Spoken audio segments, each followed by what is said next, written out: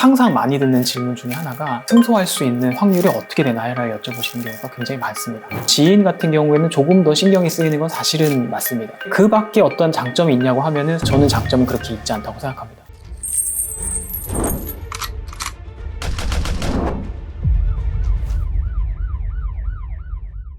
네, 작년 한 해에만 이제 한국소비자원의 법률 서비스 피해 신고 건이 된 것이 무려 141건이라고 합니다. 그만큼 이제 변호사를 통해서 제공받은 법률 서비스에 문제가 있었다라고 이제 고통을 호소하신 그 민원 사례가 적지 않았다라고 하는 얘기인데요. 이번 영상에서는 어떻게 하면 좋은 변호사를 고를 수 있는지 현직에 있는 변호사로서 여러분들께 몇 가지를 말씀드리고자 합니다.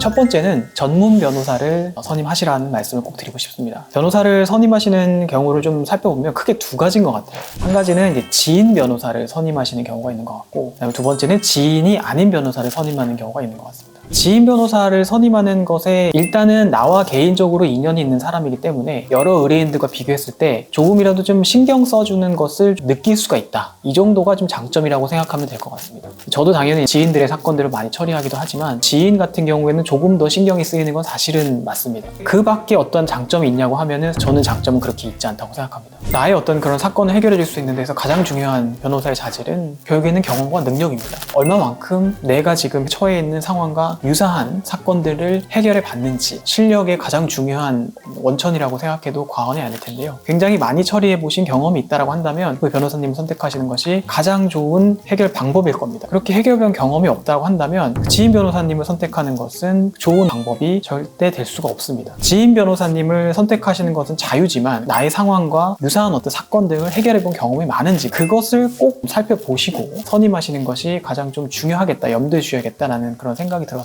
이 말씀을 드리게 됐습니다.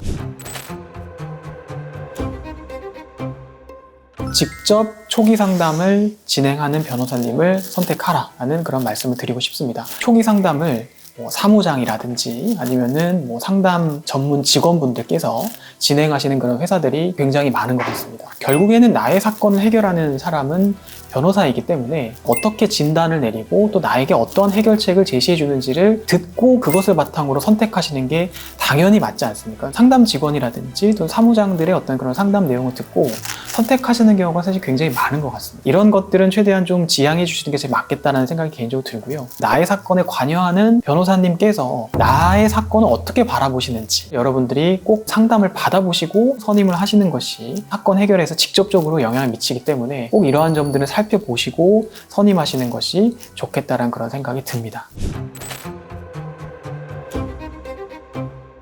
항상 많이 듣는 질문 중에 하나가 승소할 수 있는 확률이 어떻게 되나요?를 여쭤보시는 경우가 굉장히 많습니다. 제가 항상 하는 단골 답변이 있는데요. 제가 78%의 승소 확률이 있습니다 라고 말씀드리면 믿으시겠습니까? 라고 제가 반문을 합니다. 본인의 사건을 어떻게 진행할지에 대해서 상담을 하는 것은 당연한 얘기지만 그것이 결과가 어떻게 될지를 확률로서 얘기하는 것은 불가능한 영역이라고 보시면 되겠습니다. 나의 사건에서 구체적으로 얘기를 해주신다고 하더라도 사건을 해결하기 위해서 필요한 증거 자료를 수집을 하고 그 증거 자료를 바탕으로 사건에 대한 해결을 해나가다 보면 결과적인 부분에서 초기 상담과는 다른 어떤 결과가 발생할 수 있는 가능성이 굉장히 많거든요. 단순해 보이는 하나의 사건이라 할지라도 이 사건을 해결해 나가는 데 있어서 발생될 수 있는 가지수가 굉장히 많다는 것을 실력이 많으면 많을수록 많이 알 수밖에 없습니다. 그런 과정에서 초기 상담을 하는데 이건 우리가 반드시 이길 수 있어요. 그러니까 우리를 선임하시죠 라고 얘기하는 것은 결국에는 영업을 위한 멘트 정도라고 생각하시면 되고요. 영업 멘트를 하는 변호사님을 선임하는 것은 그렇게 좋지는 않은 선택지가 될 것이라는 걸 꼭 말씀을 드리고 싶습니다. 78%의 승소 확률이 있습니다. 이 얘기를 제가 드리는 말씀은 제가 대한민국에서 진행되어 있던 사건 모두를 알 수 있는 것이 아니고 의뢰인들의 유사 사건을 모두 다 알고 있는 것도 아니기 때문에 데이터화해서 몇 %로 승소를 할 수 있는지를 말씀드리는 것은 전혀 말이 되지 않기 때문에 어느 정도로 진행을 한다면 집행유예 판결이 나올 수 있다든지 최소한적으로 벌금형 정도의 판결이 나올 수 있다든지 이 정도로 말씀드리는 거는 어느 정도는 타당하다고 생각되지만 반드시 이길 수 있다든지 이렇게 100%를 장담하는 거는 적절하지 않은 멘트이기 때문에 그 회사와는 선임 계약을 체결하지 않는 것이 좋겠다는 그런 말씀을 드립니다.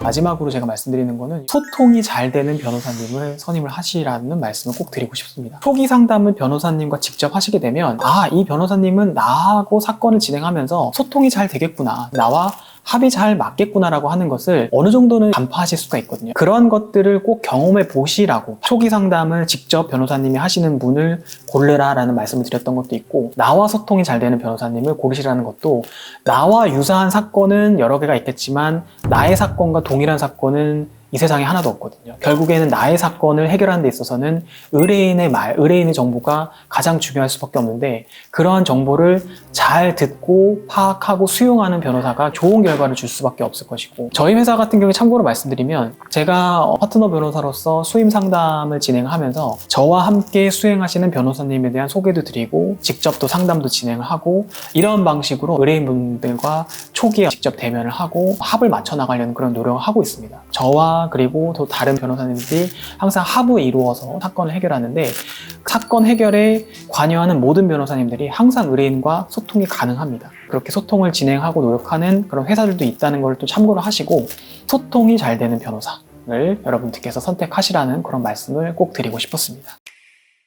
결국에는 나의 사건을 본인의 사건처럼 해결해 줄 수 있는 변호사를 찾는 것이 가장 큰 숙제일 건데요. 귀인을 꼭 만나시기를 바라는 마음에서 이번 영상을 좀 준비를 해봤습니다. 혹시라도 도움이 필요하시면 저희 회사로 연락을 주셔도 좋고, 저에게 개인적으로도 말씀을 주셔도 좋으니까요. 말씀드렸던 그런 내용들을 잘 생각해 보시고 필요하신 경우에는 연락을 또 해주시길 부탁드리겠습니다. 다음 영상에서 또 좋은 내용으로 여러분들을 찾아뵙도록 하겠습니다. 감사합니다.